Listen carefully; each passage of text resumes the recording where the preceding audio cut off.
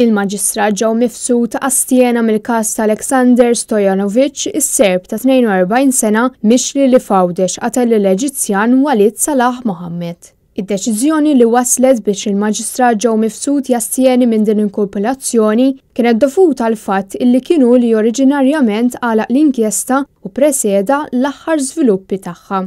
Il-kompilazzjoni issa se tinstema fil-qorti ta' Għawdex nhar il-ġimgħa 28 ta' Mejju quddiem il-Maġistrat Donatella Frendo Dimek. Il-qtil tal-Eġizzjan kien seħħ fl-2018 bis-Serb jitressa l-qorti ta' Għawdex l-4 filgħaxija quddiem il-Maġistrat Simon Grek. Is-Serb qed iwieġeb mhux ħati tal-akkużi miġjubin kontrih.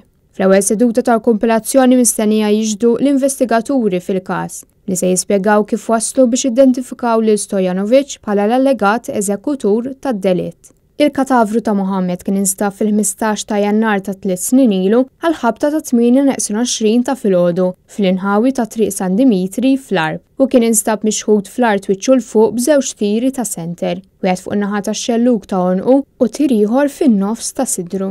Żewġ skratax li allegatament intużaw fil-jum tad-delitt kienu nstabu wkoll qrib l-Eġizzjan.